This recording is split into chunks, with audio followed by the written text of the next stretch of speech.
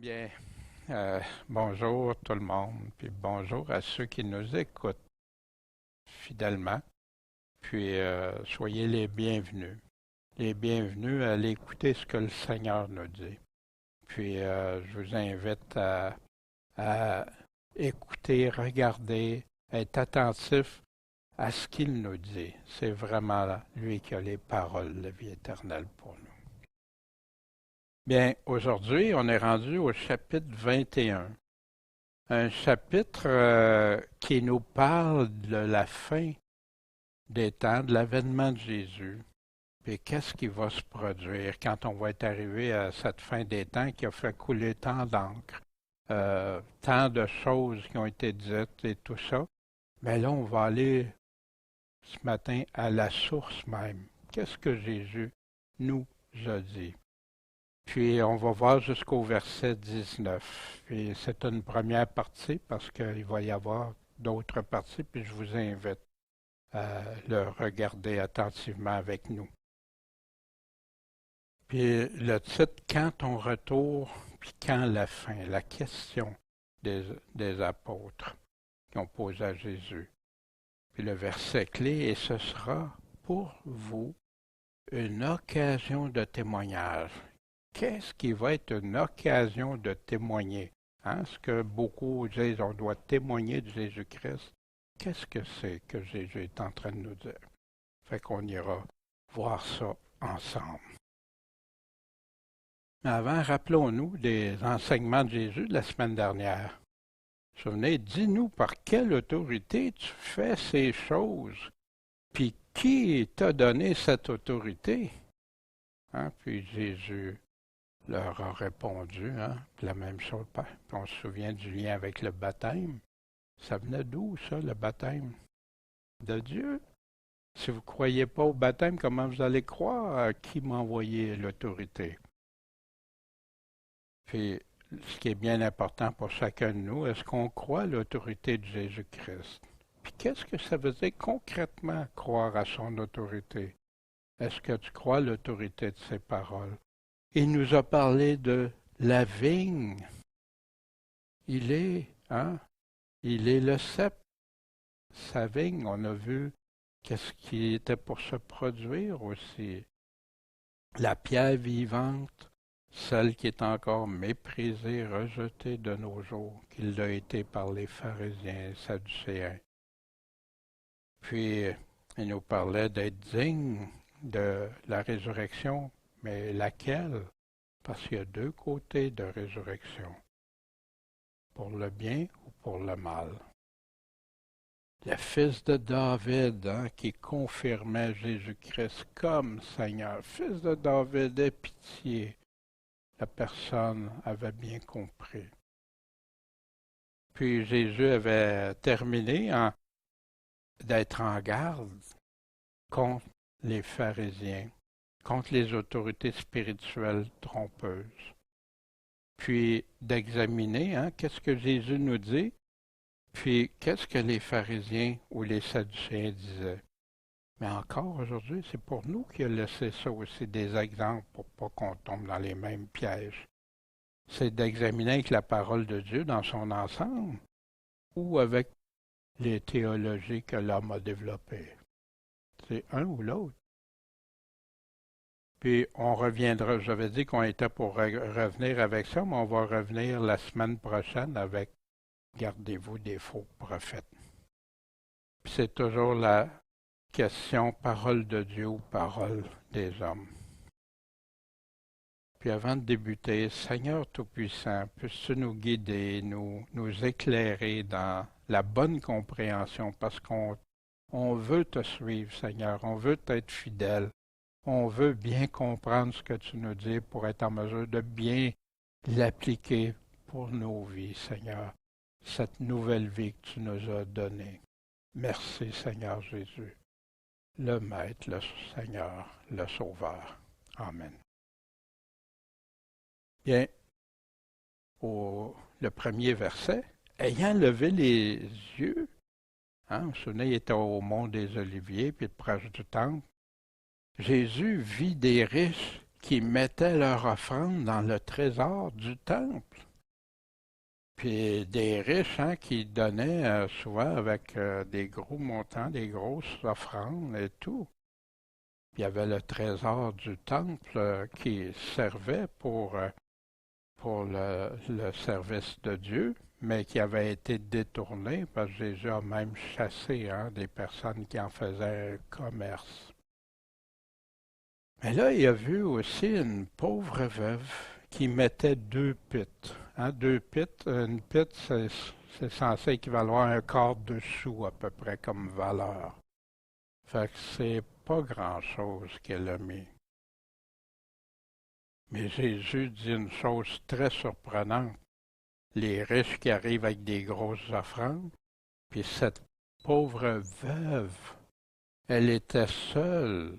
Elle était seule à subvenir à ses besoins, puis probablement celle de sa famille ou ses enfants.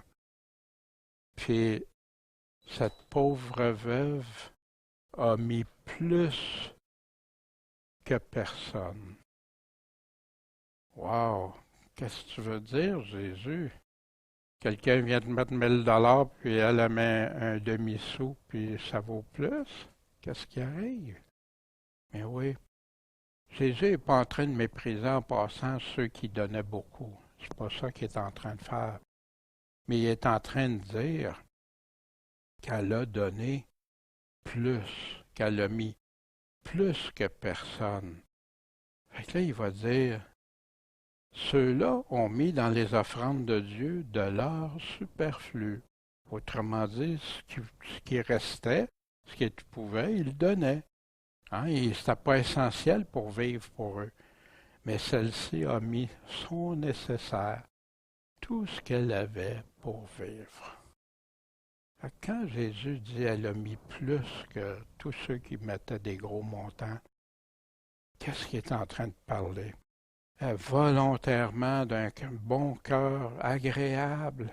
C'est agréable à Dieu de bon cœur qu'elle l'a fait. Elle a mis toute sa confiance en Dieu. Elle a donné tout ce qu'elle avait. Dieu était-il vraiment tout pour elle? Ouais. Où était son trésor? Puis, elle a donné au-delà même de sa capacité. Puis, les riches, il y a des riches aussi qui ont donné tout ce qu'il y avait en passant. Il y a des riches qui ont fait comme la veuve. Au cours de l'histoire, on en a. Ils ont abandonné tout ce qu'il y avait. D'ailleurs, on a l'exemple de l'Église du début qui donnait tout pour être ensemble, pour partager ensemble et tout. On a vu aussi que le jeune homme riche, lui, il ne voulait pas faire ça. On se souvient de tout ça. Mais il y en a qui aident des personnes riches, qui vont aider ceux qui sont dans le besoin, dans la souffrance, qui vont partager ce qu'ils ont reçu.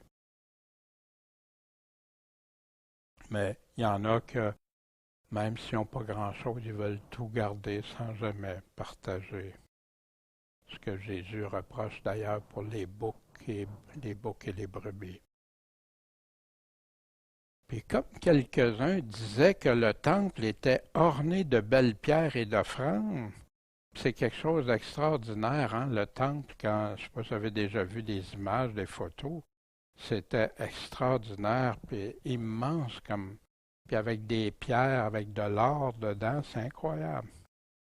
Fait qu'ils ont dit, waouh, qu'est-ce que Jésus répond à ça?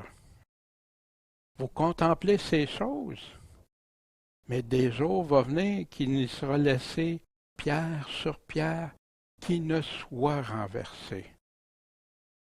Fait que Jésus est en train de dire que ça va tout, chacun des pierres immenses vont être renversées. Il n'en restera pas une. Bien, moi, ça m'a amené à quelque chose de tout au moins faire des vérifications sur ça. Parce qu'on disait le temple. Moi, on me disait toujours c'est le temple, le temple. Puis ici, il parle du temple, mais on va aller voir aussi qu'est-ce qui se dit dans les passages parallèles. Vous savez, Luc 21, Matthieu 24, Marc 13 vont relater le même discours de Jésus, mais avec des informations comme on a vu dans les autres qu'on a de plus ou qui viennent compléter. Voici Jésus ici dans Luc 21, verset 6, où il ne sera laissé pierre sur pierre qui ne soit renversé. Puis un peu plus loin dans le chapitre, on va voir de même, lorsque vous verrez ces choses, il est en train d'inclure le temple. Quand vous verrez ces choses, sachez que le royaume de Dieu est proche. Je vous dis en vérité que cette génération ne passera pas. Tout avant que toutes ces choses arrivent. Le ciel et la terre vont passer, mais mes paroles ne passeront pas. Mais là, moi, ça m'a donné un problème parce que je disais, mais toutes ces choses. Mais il est en train de répondre à la destruction du temple, puis tout ça. Mais Jésus dit dans Matthieu 24, il précise, tout cela, tout ce qu'il est en train de voir, les bâtiments, les constructions, tout, qui ne restera pas. De même, quand vous verrez toutes ces choses arriver, sachez que le Fils de l'homme est à la porte. Puis la même génération, que toutes ces choses soient arrivées. Comprenez que là, avec les pierres renversées dans l'an 70, ça me créait une... Seigneur, tu ne peux pas te tromper. Tu dis ça. Dans Marc, il parle de ces grands bâtiments qui ne resteront pas pierre sur pierre. Mais quand vous allez voir ces choses arriver, sachez qu'il est proche à la porte. Est-ce que Jésus est arrivé en 70? Puis vous savez, il y a des frères qui croient ça, là, que c'est arrivé, tout ça s'est déroulé en 70. Mais si je fais attention aux paroles de Jésus, il n'est pas encore revenu, Jésus. Dans la même génération, on va voir tout ce qu'il a dit qui arriverait. C'est pas arrivé tout. Il y a des parties, mais pas tout. Puis il rajoute toujours le ciel et la terre passeront, mais pas mes paroles. Fait que des paroles immuables, inchangeables, la vérité pure. Puis en passant, on va y revenir à ça dans quelques instants, mais juste pour l'entourage, là, en dehors du temple, il y avait aussi où Jésus a chassé les vendeurs du temple. Hein? Mais c'était une partie à l'extérieur, dans les cours, dans les murs, mais faisait partie des constructions du temple. Fait que là, il demande, Maître, quand donc ces choses arriveront-elles? Ils viennent nous parler de destruction à des pierres sur pierres renversées. Et par quel signe on va connaître qu'elles sont sur le point d'arriver? Fait que là, il pose la question à Jésus, qu'est-ce qui va se passer? Quand est-ce que ça va arriver qu'il n'y aura plus de pierre sur pierre? Quand est-ce que ça va être la fin? Quand est-ce qu'on va le voir avec les autres parallèles aussi? Mais voyez-vous, moi, quand je vois cette image-là qui passe régulièrement partout dans les nouvelles, on le voit à la télévision même, puis tout ça, ce qui est appelé le mur de l'Orient par les Juifs, et le mur de lamentation peut-être en moquerie pour ce mur-là, parce que les Juifs s'y rendent pour aller, pas juste les Juifs, mais les Juifs surtout s'y rendent. Mais cette structure-là, ces pierres-là, ils sont pierre sur pierre. Puis on n'en voit juste qu'une petite partie. C'est plusieurs centaines de mètres. Puis il y a 17 épaisseurs de pierre qu'on voit, d'autres qui sont souterraines qu'on ne voit pas. C'est immense et ça faisait partie des constructions du temple. Fait que moi, ça m'a aidé à comprendre que tout va se passer dans la même génération. Puis le temple, c'est déjà prévu qu'il va y avoir de la reconstruction de temple. Là, on sait que le peuple d'Israël est prêt à reconstruire un nouveau temple avec tout déjà préparé, même les ustensiles, tout. La grande question qu'ils ont posée à Jésus, c'est quoi?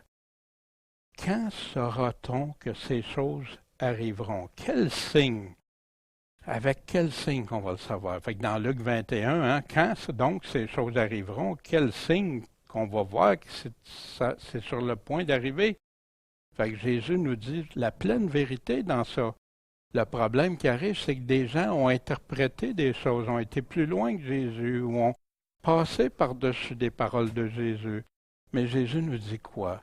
S'étant assis sur la montagne des Oliviers, ses disciples vinrent à lui en particulier lui dire, « Dis-nous, quand ces choses arriveront?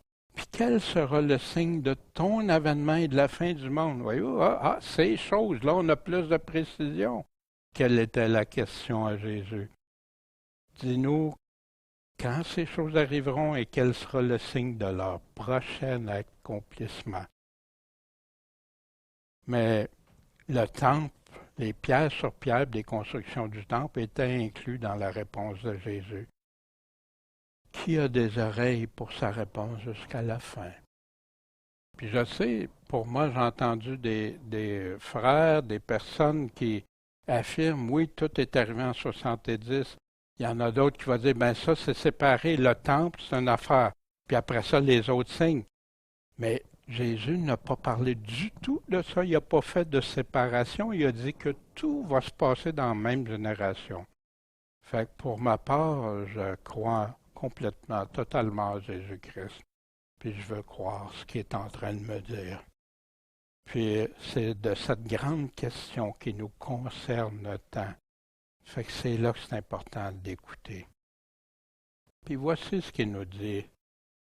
Prenez garde de ne pas être séduit.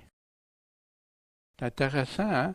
Ils posent la question quand est-ce, puis ils veulent avoir tous les détails, comme nous, on veut savoir qu'est-ce qui va se passer. Mais Jésus commence par quoi? Que prenez garde de ne pas être séduit. Ah ben non, c'est impossible d'être séduit. Ah oui, Jésus nous répète ça si souvent, les apôtres nous répètent ça si souvent. Plusieurs vont venir en son nom. Hein? Il y en a qui vont dire, c'est moi qui suis le Christ. Puis le temps approche. Vite, ça s'en vient. Savez-vous qu'il y a plein de chrétiens qui ont annoncé la venue du Seigneur? Il y en a même qui ont donné des dates. Muller, hein, sur lequel le système adventiste se base, qui a dit que Jésus revenait en 1843, après ça en 1844. Des témoins de Jéhovah, des évangéliques qui ont prédit le retour de Jésus, etc. Toutes des fausses prophéties. Qui a dit vrai? Puis on va le voir pourquoi qu'on ne peut pas donner de date. Hein? Puis il dit, ceux qui sont là, le temps approche. Ils disent, le temps approche, mais avant que tout ce que Jésus a dit arrive. C'est ça le problème. Il y a Nelson Darby, hein, qui a parti une nouvelle du nouveau vin, qui appelait ça une nouvelle doctrine, que Jésus viendrait chercher les siens avant tout, etc. On verra ça plus tard. Hein. Mais les autres n'ont jamais cru à ça, puis même ça a fait des divisions dans les églises. Parce que tu te bases sur des paroles que Jésus n'a jamais dit. Puis même dans les Bibles où il y a des titres, jamais tu vas trouver certains enseignements qui sortent. C'est des paroles humaines ajoutées qu'ils vont nous dire. Plusieurs viendront en mon nom. Le temps approche. Suivez-les pas. Dans Ésaïe 44, voici ce que Dieu nous dit. Je suis à l'Éternel.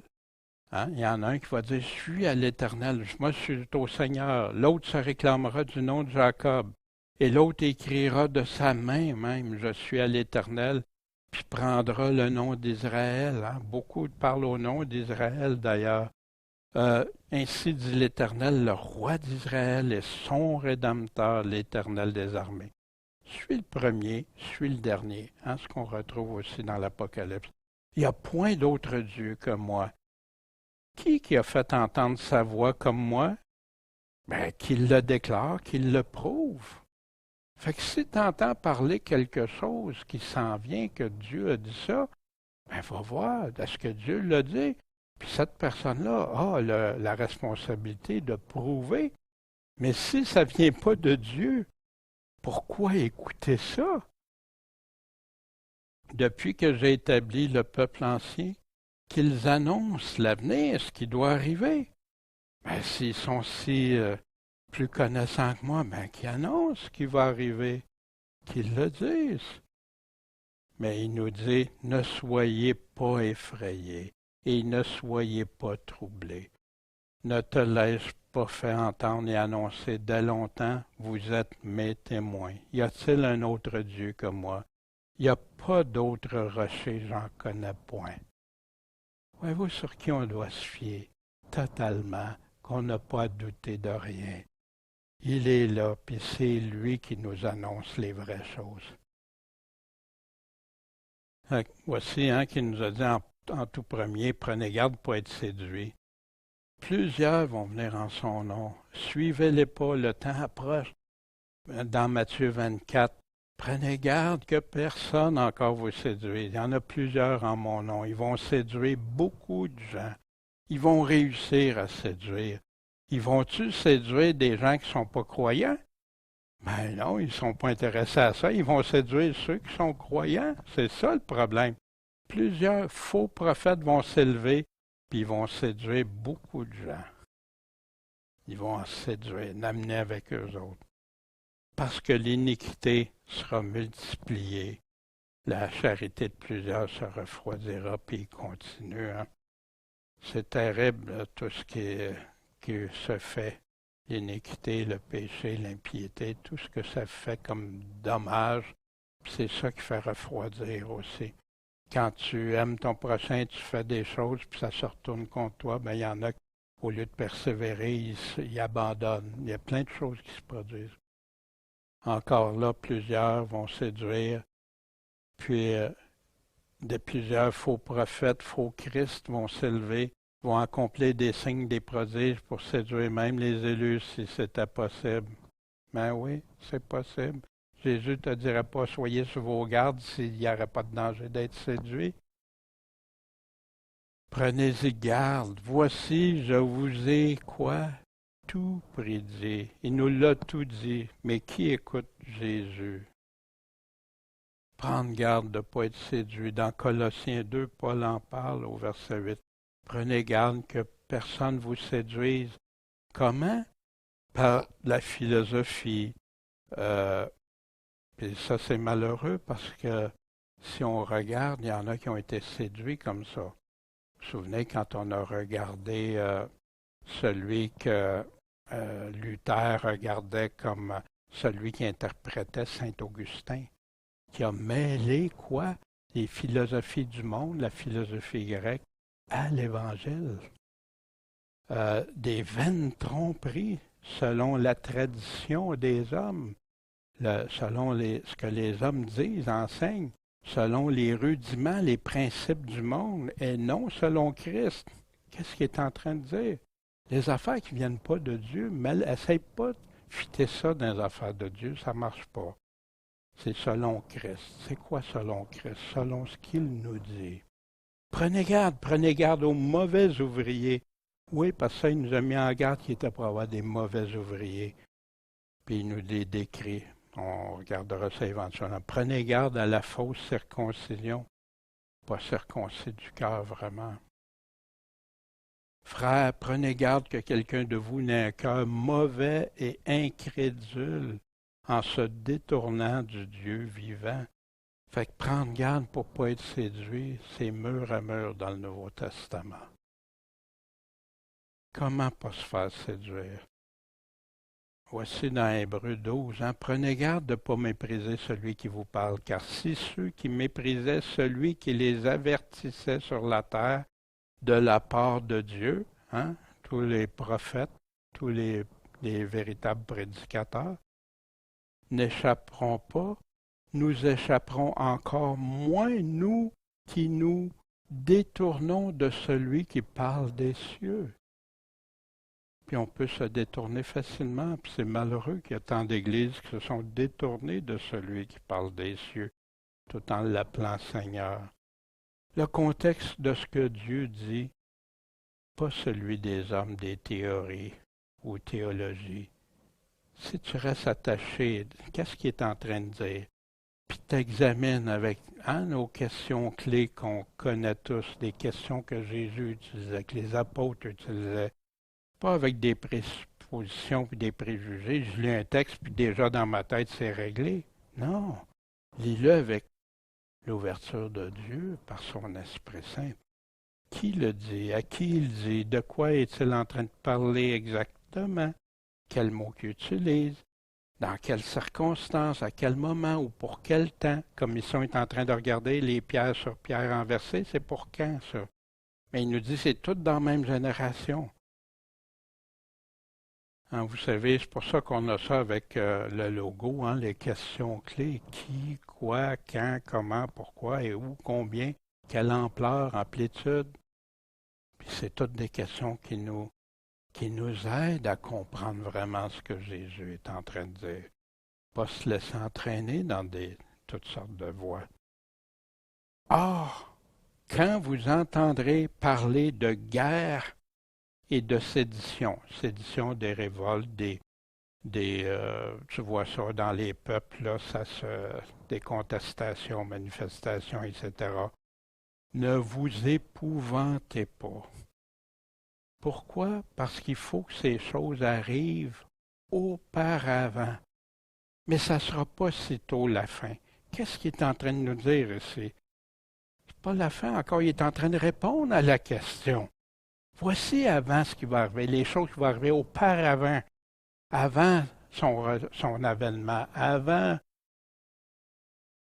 la fin des guerres, des séditions. Mais il nous dit à nous autres quoi? Épouvantez-vous pas pour ça. Il faut que ça arrive avant. Fait que pourquoi Jésus nous dit de ne pas s'épouvanter? Parce qu'il sait qu'on peut avoir des craintes, des appréhensions pour nous, pour nos proches, ceux qu'on aime, puis tout ça. Puis quand tu as quelqu'un qui a peur, là, il peut sauter comme du popcorn partout, bing bang, il va faire toutes sortes de choses. Je l'ai vu, moi, dans certaines interventions. Mais je le vois aussi dans des réalités. Il nous parle de ça dans l'Apocalypse, Zacharie, Daniel, Sophonie, Ésaïe, Ézéchiel, 2 Thessaloniciens, regarde. C'est rempli partout de ce qui va se produire, puis la guerre, les choses qui vont arriver avant. Mais il n'arrête pas là. Une nation contre une autre nation, un pays contre un pays, la guerre. Mais un royaume contre un autre royaume. Un empire, quels empires qu'on a aujourd'hui. Puis qu'on entend parler que la guerre peut être imminente. Auparavant, hein, vous allez entendre parler de guerre, des bruits de guerre, hein, des rumeurs. Prenez garde de ne pas vous troubler. Il faut que ça arrive. Mais ce n'est pas encore la fin, ça. Ça fait partie du processus. Dans Marc 13, vous allez entendre parler. Troublez-vous pas. Il faut que ça arrive, mais ce n'est pas encore la fin. Il nous le répète, il nous le dit partout. Puis il continue. Il y aura de grands tremblements de terre ou en divers lieux, un peu partout, et des famines, et des pestes, des épidémies, on va voir ça, des choses épouvantables qui vont arriver, puis des grands signes dans le ciel. Wow, wow, Daniel, t'en as assez, là? Mais c'est pas Daniel qui a dit ça. C'est Jésus qui a dit ça. Dans l'Apocalypse, on a tout ça, des descriptions avec beaucoup de détails, qu'est-ce qui va arriver. Puis les grands signes. Puis dans 1 Pierre et 2 Pierre aussi, on retrouve, pour le temps de la fin, des tremblements de terre, famine, peste, choses épouvantables. On a ça dans l'Apocalypse. Si vous allez voir dans l'Apocalypse au chapitre 6, le premier saut, hein, des séductions, guerre, contrôle. Il part avec une arc, pas l'épée du Seigneur. Mais souvent, les gens font la confusion parce que c'est un cheval blanc. Ils pensent que non, c'est l'Antéchrist. Deuxième saut, le pouvoir de bannir la paix sur la terre, les guerres. Le troisième saut avec la balance, une mesure de blé pour un denier. Ça représente le salaire journalier. 3 mesures d'âge, des famines qui vont se produire. Le quatrième, la mort, le séjour des morts. Un quart sur la terre vont être tués dans un premier temps par l'épée, famine, mortalité qui inclut tout ça, toutes les maladies ou les choses, pourquoi les gens vont mourir? Par les bêtes sauvages aussi. Au cinquième sceau, on va voir les âmes des martyrs pour la parole de Dieu, pour le témoignage qu'ils avaient maintenu. On leur dit d'attendre un peu de temps encore jusqu'à ce que ça soit complété par les autres chrétiens qui vont subir, qui devraient être mis à mort comme eux, que ça soit accompli. Wow, c'est raide! Mais c'est ça la parole de Dieu. Aujourd'hui, les gens sont habitués d'entendre un évangile dilué, mais on va voir ce que Jésus dit vraiment plus tard. Des tremblements de terre, des choses épouvantables, des épidémies mortelles, des signes dans le ciel. Est-ce que c'est passé pour faire peur à quelqu'un, ça? Il y en a qui écoutent des films de terreur et tout ça. Mais là, Jésus nous dit que ça va arriver pour vrai. Sa parole ne passera pas. Mais la grande question, est-ce que tu es prêt? Puis si tu es encore là à ce moment-là, est-ce que tu es prêt à faire face à ça? Mais Jésus nous donne la solution, on va la voir plus tard. Il y aura des famines, des pestes, tremblements de terre, mais tout cela n'est qu'un commencement des douleurs dans Matthieu 24. Et il va y avoir dans Marc 13 des famines et des troubles. Ces choses sont le commencement des douleurs. C'est le début. Ça fait partie. Fait qu'on vient de voir le début de la réponse de Jésus. Attention aux séductions, des grands tremblements de terre, des famines, des pestes, des épidémies, des choses épouvantables qui vont survenir dans le ciel. C'est le début que Jésus vient de nous présenter.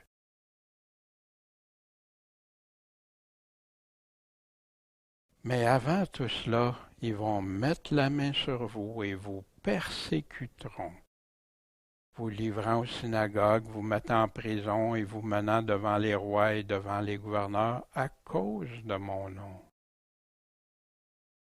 Fait qu'il y en a qui ramènent ça pour le temps des apôtres. Puis oui, ils ont vécu ça. Paul l'a vécu, même on a des récits, puis tout ça. Mais ici, il est en train de mettre ça quand? Dans la même génération.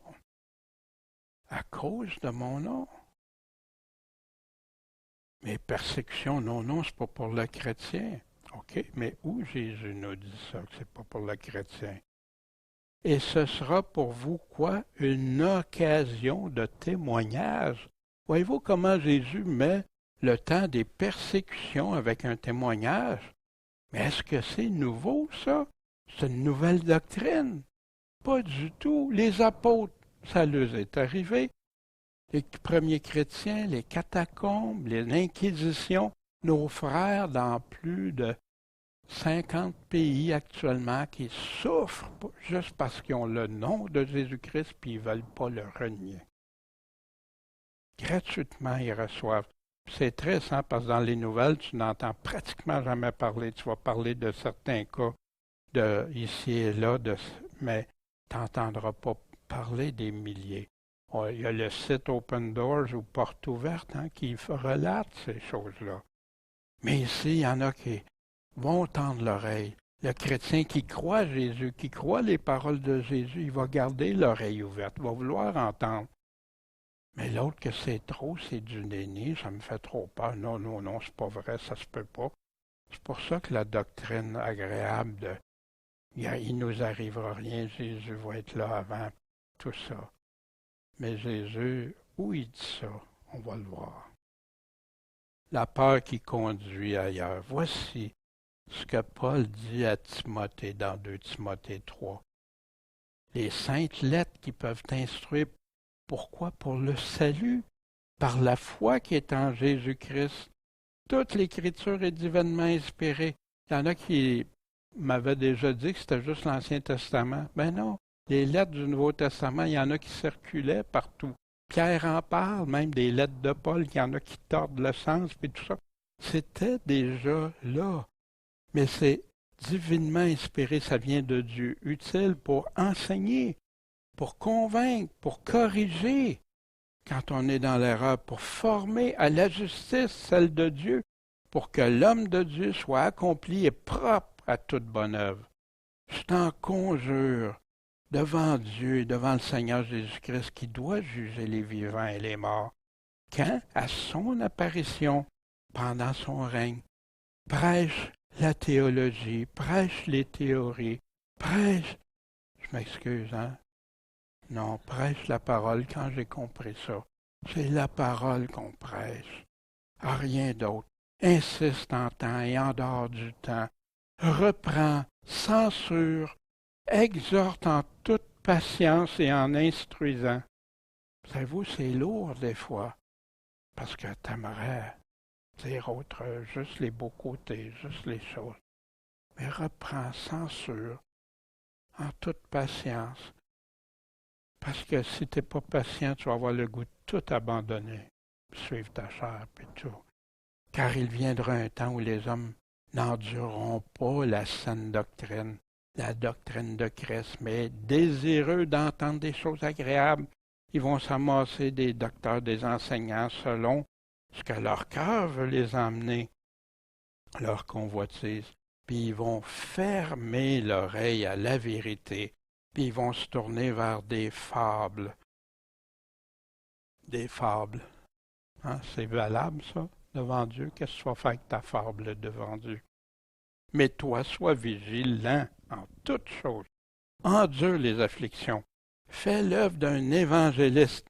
Il vient de dire quoi faire en prêchant la parole. Remplis complètement ton ministère. Ils fermeront l'oreille à la vérité. Ailleurs, dans Thessaloniciens, Paul nous dit que ceux qui n'ont pas l'amour de la vérité vont être séduits, vont être entraînés, vont aller dans la perdition.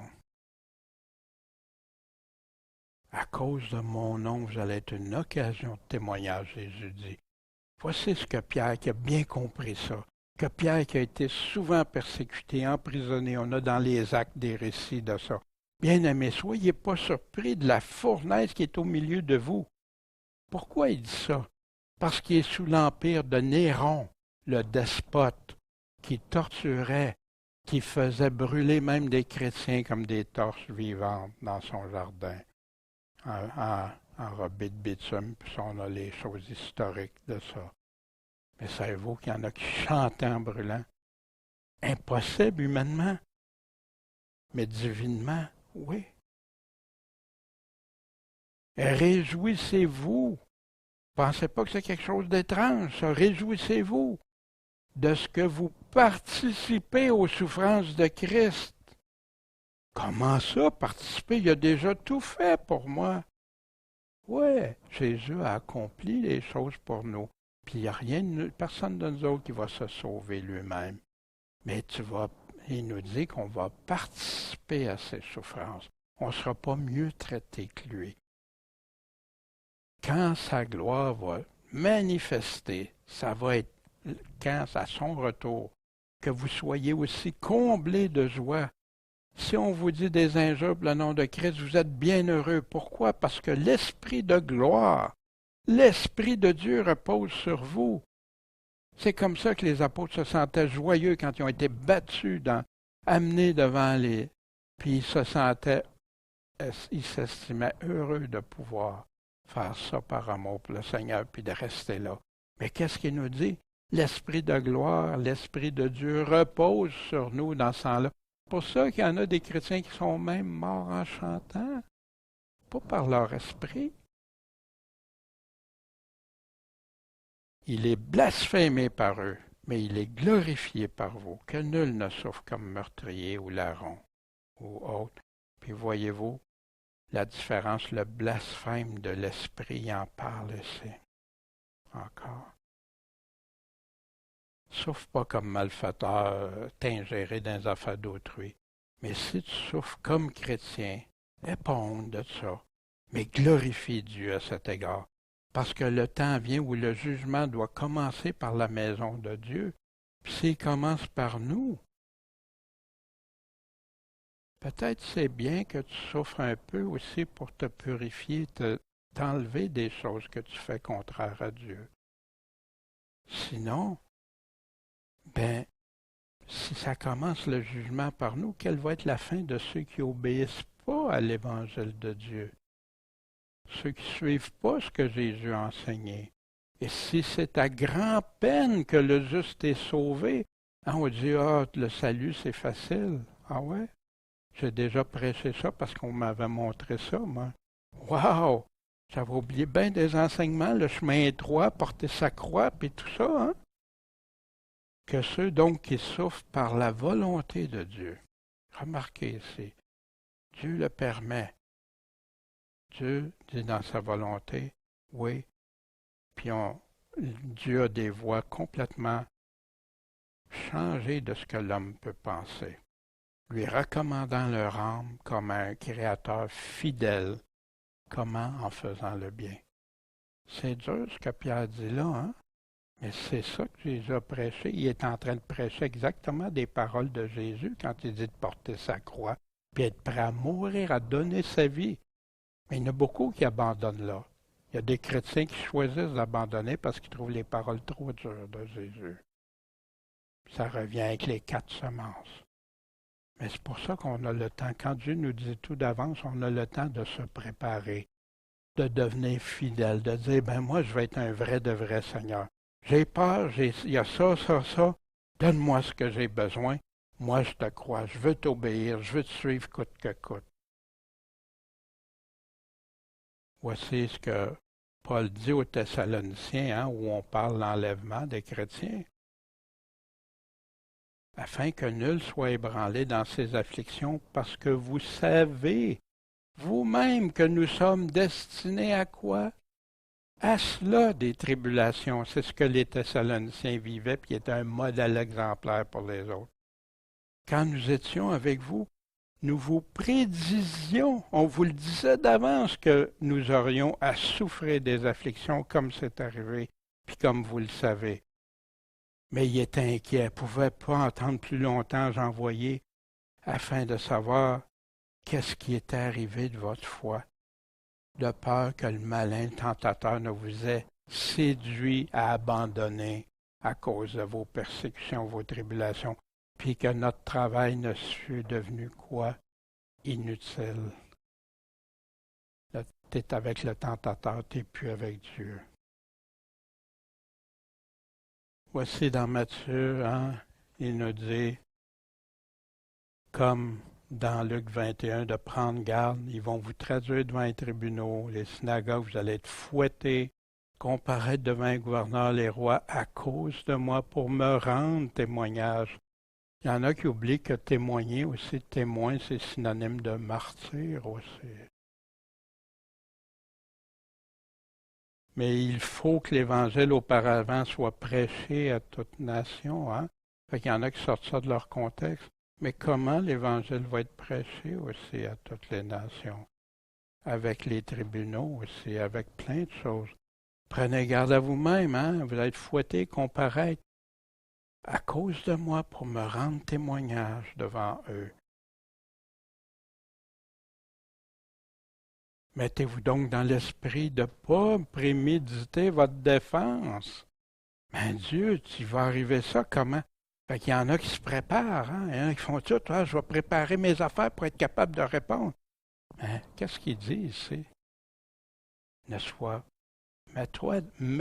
dans l'esprit, là, grave ça dans ta tête, dans ton cœur, de ne pas préméditer ta défense. Pourquoi? Parce que Jésus, je vous donnerai une bouche et une sagesse à laquelle tous vos adversaires ne pourront contredire ni résister. Exactement comme Jésus l'a fait quand il est amené devant les pharisiens, devant Pilate, tout ça. Il a dit les choses. Ils pourront contredire ni résister. Je vous donnerai une bouche de sagesse. On avait vu dans Luc 12, genre je vous disais, quiconque me confessera devant les hommes, le Fils de l'homme le confessera aussi devant les anges de Dieu. Mais celui qui me reniera devant les hommes sera renié devant les anges de Dieu. Quiconque aura parlé contre le Fils de l'homme, il lui sera pardonné. Mais à celui qui aura blasphémé contre le Saint-Esprit, il ne sera pas pardonné. Quand on vous mènera dans les synagogues devant les magistrats, les autorités, vous ne vous mettez pas en peine de quelle manière vous allez répondre pour votre défense, ni de ce que vous aurez à dire. Pourquoi? parce que le Saint-Esprit va nous enseigner à ce même instant ce qu'il faudra dire. Pas à s'inquiéter de ça. Puis savez-vous, entre moi préparer ma défense, entre moi préparer ce que j'aurais à dire si j'ai à passer au travers ça, puis l'Esprit de Dieu, qui vous pensez je vais choisir qu'un Daniel? Oublie tes affaires, là, puis laisse l'Esprit de Dieu parler. Pas s'inquiéter, l'Esprit Saint va être là. Hein? Fait que dans Luc, Matthieu, on va le voir dans le chapitre 10, les mêmes paroles. Méditez pas, réfléchissez pas à ce que vous allez dire. Ça va vous être inspiré à cette heure-là. C'est pas vous qui parlerez, mais le Saint-Esprit dans Marc 13. Voici dans Matthieu 10, je vous envoie comme des brebis au milieu des loups. Soyez donc prudents comme les serpents, simples comme les colombes, mais soyez en garde contre les hommes. Quand il dit d'être en garde contre les hommes, c'est-tu par rapport à des choses du monde? Non, par rapport parce que tu es chrétien et tu vis comme un chrétien. Ils vous livreront aux tribunaux, vous feront fouetter dans les synagogues, vous serez menés devant les gouverneurs, devant les rois à cause de moi, pour rendre témoignage devant eux, devant les nations. Mais quand on va vous livrer, soyez pas en peine, ni de ce que vous direz, ni comment vous parlerez, car ce que vous aurez à dire vous serez inspiré à l'heure même. Car ce n'est pas vous qui parlerez, mais c'est l'Esprit de votre Père qui parlera en vous. Or, le frère livrera, il nous dit le contexte, ça va se passer. Le frère livrera son frère à la mort, le père son enfant, les enfants se soulèveront contre leur père, leur mère, les feront mourir. Vous allez être haïs de tous à cause de mon nom, mais celui qui persévérera jusqu'à la fin, c'est celui-là qui sera sauvé. De quoi il est en train de parler? Des choses les plus déchirantes. Les plus déchirantes, trahies par des gens qu'on aime, que ça va être des temps difficiles. Vous savez, on fait juste regarder là, les gens qui vont trahir les autres parce qu'ils voient des choses qui arrivent. Ils sont tout de suite sur le téléphone ou tout ça, des dénonciations, des ci, des ça. Mais si c'est parce que quelqu'un fait le mal, je comprends. Mais si c'est par trahison, parce que c'est ça, les hommes vont être rebelles, traîtres à la fin des temps, que le Paul nous dit. Mais comment s'assurer d'obtenir la sagesse du Seigneur? Le Proverbe 2 répond à ça. Si tu appelles à toi la prudence, comme il nous dit, si tu adresses ta voix à l'intelligence, qui est l'intelligence? Si tu la cherches comme de l'argent, si tu la recherches soigneusement comme un trésor, alors tu comprendras la crainte de l'Éternel. C'est quoi vraiment craindre l'Éternel? Tu trouveras la connaissance de Dieu, car l'Éternel donne la sagesse. Mais d'où elle vient? De quelle sagesse il est en train de parler? Des sagesses des affaires du monde? Non. De sa bouche procède la connaissance et l'intelligence. C'est pas de la sagesse humaine, comme Augustin parlait. Non. Il réserve le salut à ceux qui sont droits. Il est le bouclier de ceux qui marchent en intégrité pour suivre les sentiers de la justice. Il va garder la voie de ses bien-aimés. Merci Seigneur. Alors tu connaîtras la justice et le jugement et l'équité et tout bon chemin, car la sagesse viendra dans ton cœur et la connaissance sera agréable à ton âme. Mais de quoi, quelle sagesse il est en train de parler, puis quelle connaissance? De sa bouche. Toujours sa parole. Et la connaissance sera agréable à ton âme. La prudence veillera sur toi, l'intelligence te gardera pour te délivrer du mauvais chemin et de l'homme qui parle avec perversité, de ceux qui abandonnent les chemins de la droiture pour marcher dans les voies des ténèbres. Voyez-vous toute l'importance de rester attaché des choses qui sortent de sa bouche, avoir sa sagesse. Voici ce que Paul dit, à propos de la sagesse qui vient de Dieu et nous les annonçons non avec des discours qu'enseigne la sagesse humaine, pas des d'homilétique, pas de grand théologie ou choses, mais avec ceux qu'enseigne le Saint-Esprit. C'est quoi qui enseigne le Saint-Esprit? La parole de Dieu est inspirée du Saint-Esprit de Dieu, expliquant les choses spirituelles aux spirituels. Les spirituels vont vouloir rester attachés à ce que le Saint-Esprit nous a laissé dans sa parole. La sagesse de ce monde, c'est quoi devant Dieu? Une folie. Aussi est-il écrit, il surprend les sages dans leur ruse. Ils peuvent être bien intelligents avec toutes sortes de théories, toutes sortes de choses. Mais Dieu va les prendre. Ils n'ont pas l'amour de la vérité dans le fond. Ils ont l'amour de la vérité du monde, mais pas celle de Dieu. Vous-même, vous serez livrés par vos parents, par vos frères, par vos proches et par vos amis, puis en feront mourir plusieurs d'entre vous. Voyez-vous pourquoi il y a tant de déni des paroles de Jésus, que les chrétiens ne veulent pas que ça soit pour eux, ça. Quand Jésus a dit, enseignez-leur tout ce que je vous ai appris, tout ce que je vous ai commandé, et vous serez haïs de tout le monde à cause de mon nom. Haïs de tout le monde à cause de lui. Parlons de ça à nos frères qui vivent ça, nos sœurs actuellement dans d'autres pays. Mais il ne se perdra pas un cheveu de votre tête. Ah, ça veut dire qu'on ne mourra pas? Ben non, parce que si ça serait ça, il ne pourrait pas dire ça alors que plusieurs vont mourir. De quoi il signifie? De quoi il est en train de parler? Devant Dieu, là, il n'y a pas un cheveu qui nous tombe sur la tête qui n'est pas au courant. Qu'on vive ou qu'on meure, on va rester en vie pour lui. Puis lui va nous donner la véritable résurrection. Puis là, il nous dit, possédez vos âmes par votre patience, votre persévérance. Encore la persévérance qui revient. Tenez bon malgré tout ce qui arrive. Où Jésus prend ça? Jésus est en train de citer le passage de Michée au chapitre 7, qui est pour le temps de la fin. L'homme de bien a disparu de la terre. Il n'y a pas de gens droits parmi les hommes. Ils sont aux embûches, aux pièges, pour répandre le sang. Chacun tend des pièges à son frère. Quant au mal, il y a des mains pour le bien faire. Fait que pour le mal, par contre, ben là, il est habile dans ça, pour le faire le mal. Il fait bien ça. Le prince exige, Le juge demande une rétribution. Le grand manifeste l'avidité de son âme. Envoie, c'est à moi, c'est à moi. Et ils ourdissent cela ensemble. Ils s'organisent ensemble pour faire ça. Le meilleur d'entre eux est comme une ronce. Le plus pire, est comme une ronce. Le plus droit est pire qu'une haie d'épines.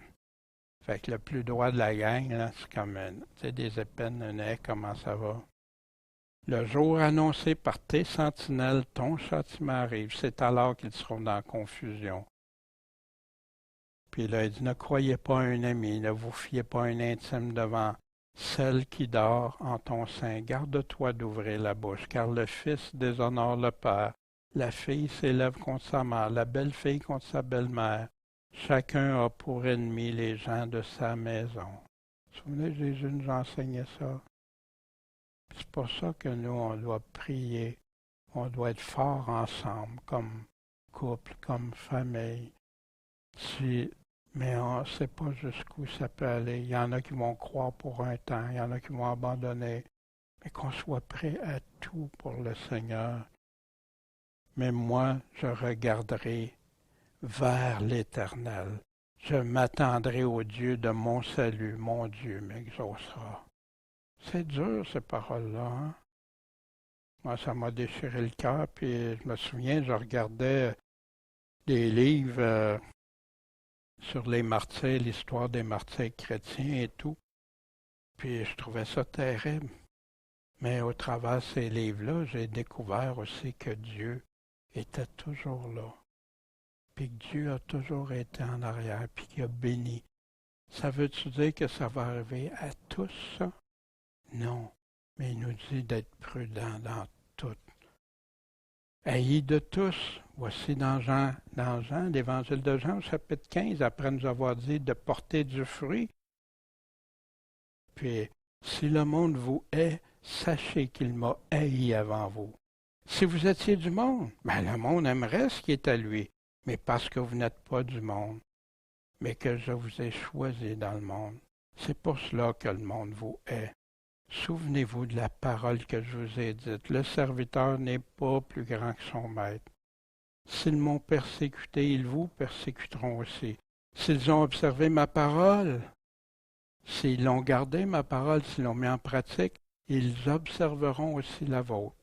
Mais ils vous feront tout cela à cause de mon nom, parce qu'ils ne connaissent pas celui qui m'a envoyé. Si je n'étais pas venu, je n'aurais pas parlé.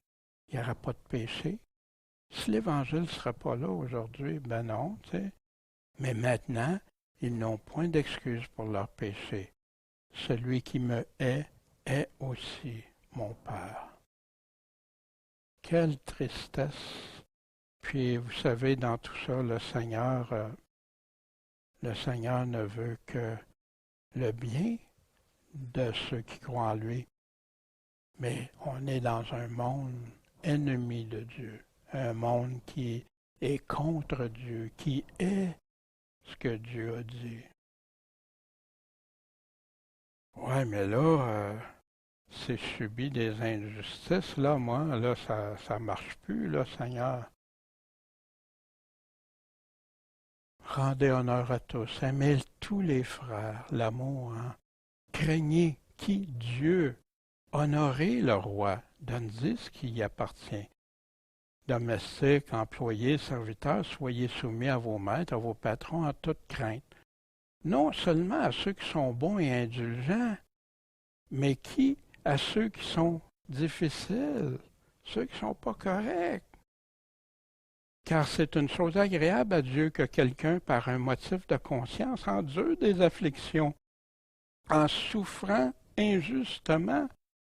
Tu dis, ben Dieu, tu aimes la justice, mais là tu me l'as. Ouais, qu'est-ce qu'il a fait avec Jésus-Christ, son propre Fils? Il a permis ça, pourquoi? Mais ceux qui ont vraiment la foi comprennent ça, veulent aller plus loin, savent que c'est à Dieu qu'on doit aimer de tout son cœur, son âme, sa pensée. Est-ce que c'est tout le monde qui ont eu à vivre toutes des choses atroces? Non. Mais il y en a, oui. Puis Dieu sait ces choses-là. Mais l'injustice, c'est rempli envers le véritable chrétien. Quelle gloire, en effet, vous reviendrait-il si vous supportez patiemment d'être battu pour avoir mal fait? Vous souvenez-vous, dans le temps de qui disait ça? De Néron. Néron était-tu difficile?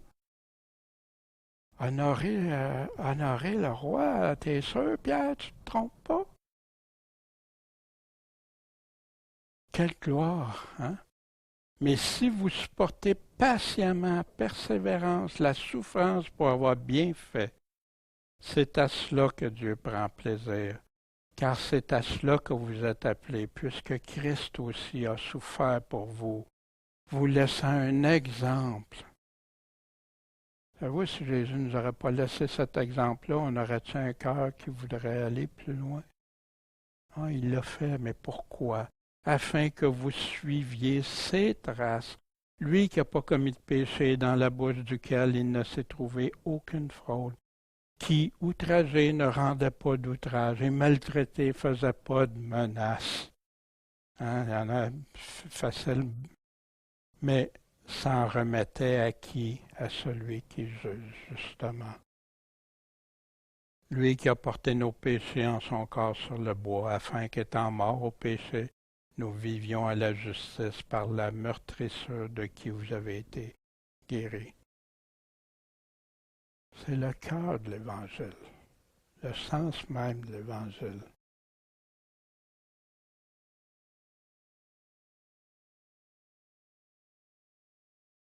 L'aimer de tout son cœur, toute son âme, toutes ses forces, sa pensée peut aller des choses extrêmes aussi parfois.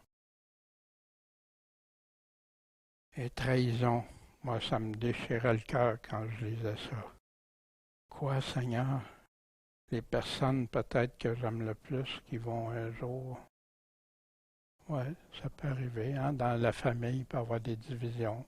Les parents, ça peut être des amis, ça peut être des frères, des sœurs, ça peut être, on ne sait pas, à cause de mon nom, hein? Alors ils vous livreront pour être tourmentés. Parce que toi, là, tu choisis de rester fidèle à Dieu. Non, non, ça ne marche pas, ça. Ça prend, toi, tu es de trop dans notre affaire. Ils vous feront mourir. Vous serez haïs de toutes les nations à cause de mon nom. Toutes les nations, partout. Alors aussi plusieurs se scandaliseront. C'est là le chrétien, il va se scandaliser, une occasion de chute pour lui. Non, non, ça se peut pas que Dieu me demande ça, c'est impossible. Pas mon Dieu d'amour, mon Jésus d'amour. Ils vont se scandaliser, se trahir les uns les autres, se haïr les uns les autres. Et plusieurs faux prophètes s'élèveront et séduiront. Là, ils vont prendre la place. Regardez, suivez-moi. Moi, regarde, vous n'avez pas besoin de ça avec moi. Regarde, je vais vous prêcher l'Évangile.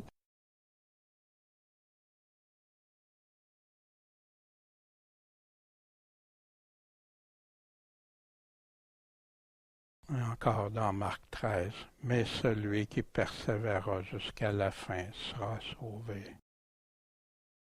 Voyez-vous, le chrétien, les vierges sensées et les insensées, voyez-vous la différence? Mais déjà, c'est le temps d'être là. Il va nous dire, Jésus, quoi faire pour ça. On va le voir, Dieu voulant, la semaine prochaine. Mais c'est dur. C'est pour ça que les oreilles se ferment. Ça fait peur. Mais de qui on a le plus peur? Ce matin, on chantait ce beau chant que Michel a travaillé dessus, puis tout ça, puis là, puis que dirons-nous donc sur cela? Si Dieu est pour nous, qui sera contre nous?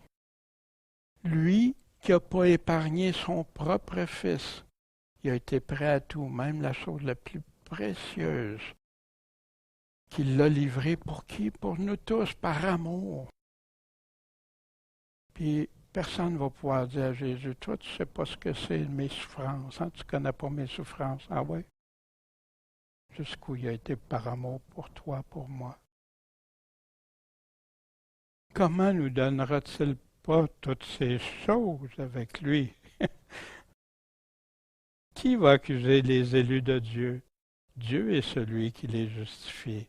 Qui va les condamner? Christ est mort, de plus il est ressuscité.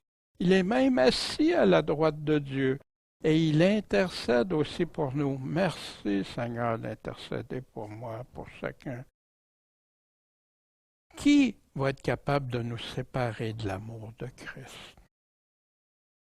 Est-ce que ça va être l'affliction, la tribulation, l'angoisse, la persécution, la famine, la faim, la nudité, le péril, l'épée, hein, les armes? Selon qu'il est écrit, nous sommes livrés à la mort tous les jours à cause de toi. Allez voir le chapitre de la foi, Hébreux 11. Qu'est-ce qu'il y en a qui ont enduré par la foi pour Dieu? Nous sommes regardés comme des brebis destinées à l'abattoir, à la tuerie. Au contraire, dans toutes ces choses, au contraire, on est plus que vainqueurs par celui qui nous a aimés. Parce que je suis assuré, tu veux une assurance, que ni la mort, ni la vie, que je meure, que je vive, ni les anges, ni les principautés, ni les puissances, ni les choses présentes, ni les choses à venir. Hein, il y en a qui s'inquiètent beaucoup de l'avenir. Jésus nous a tout prédit, pas pour qu'on ait peur, parce qu'il nous dit de ne pas avoir peur, mais pour qu'on ne se laisse pas séduire, qu'on ne se laisse pas entraîner des choses à aller même blasphémer contre Dieu pour avoir même la marque de la bête qu'on verra. ni la hauteur, ni la profondeur, ni aucune autre créature ne pourra nous séparer de l'amour de Dieu. Puis l'amour de Dieu est déjà manifesté en qui? En Jésus-Christ, notre Seigneur. Est-ce qu'on... Est-ce qu'il dit qu'on n'aura absolument pas peur? Non. Il y en a qui vont avoir l'angoisse aussi au travers de ça. Mais qu'est-ce qu'ils font? Ils s'en remettent fidèlement à leur fidèle Créateur. Qui on doit craindre? À qui on va rendre des comptes? Voici dans Luc, quand on avait vu ça. Je vous dis à vous, mes amis, craignez pas ceux qui tuent le corps, puis après cela ne peuvent rien faire de plus. Pour Jésus, la résurrection, ça y est arrivé. La mort, la résurrection, et puis ils n'ont pas pu faire plus que ce qu'ils ont fait à Jésus. Mais pourtant, Jésus est là aujourd'hui. C'est lui qui a le pouvoir. Mais je vous montrerai qui vous devez craindre. Craignez celui qui, après avoir ôté la vie, a le pouvoir d'envoyer dans la géhenne. C'est qui? Dieu. Oui, je vous le dis, c'est celui-là que vous devez craindre. Puis là, il nous parle, on ne vend pas des petits oiseaux pour 2 pittes. Cependant, Dieu n'en oublie pas un seul. Et même tous les cheveux de votre tête sont comptés. Donc, craignez pas, vous valez beaucoup plus que des passereaux. Or, je vous le dis, quiconque me confessera devant les hommes. Voyez-vous le contexte à lequel il rattache ça? Le Fils de l'homme le confessera aussi devant les anges de Dieu, mais celui qui me reniera devant les hommes sera renié des anges de Dieu. Qui on doit craindre le plus? C'est dur, je sais. J'aimerais tellement dire autre chose. Mais Jésus nous dit des choses.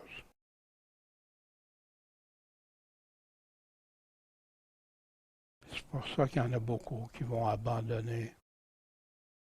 Ceux qui auront un évangile, pas le même évangile, pas le même Jésus. Ils ont un évangile d'un Jésus, mais pas le Jésus du Nouveau Testament.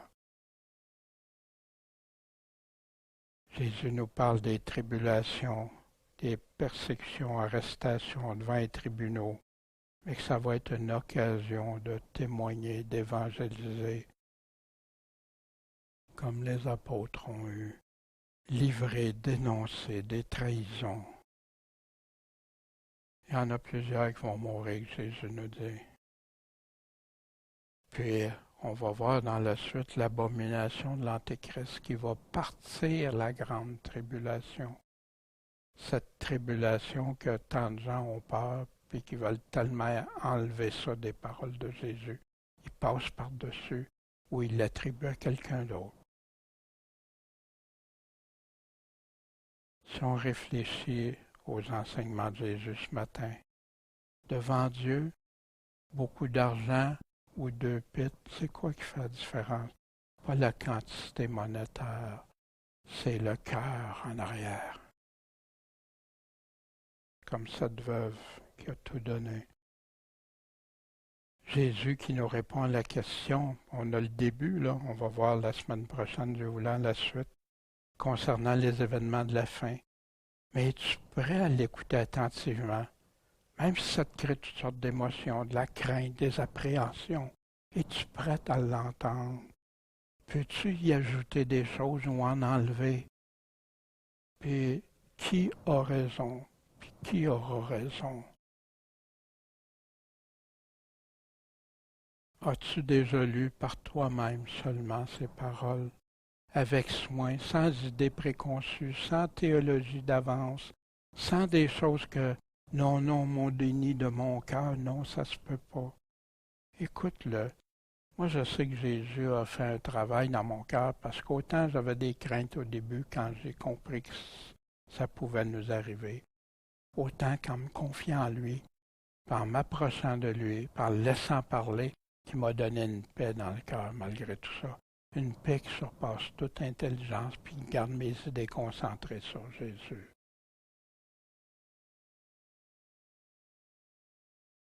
Pierre sur pierre, On continuera par la suite voir dans quel contexte. Pourquoi qu'il y en a plusieurs qui n'acceptent pas de croire Jésus quand il dit ce qui va arriver à ceux qui croiront en lui? Puis pourquoi il met l'importance de persévérer pour être sauvé par lui? La semaine prochaine, on va aborder ça, on va développer plus ça. Mais il y en a qui ne veulent pas le croire. Les vrais croyants ne voudront pas le renier quoi qu'il arrive. Mais d'autres vont trahir pour sauver leur vie temporaire, éphémère, vont être prêts à ça. Puis en grande partie, oui, il y a le cœur de chacun, la responsabilité de chacun d'avoir un cœur pour être un vrai de vrai devant Jésus. Pas un faux, pas un lâche, pas un hypocrite, pas, non, d'être vrai de vrai, intègre, authentique devant Jésus. Puis si j'ai la foi en Jésus, j'ai la foi qui va m'amener jusqu'au.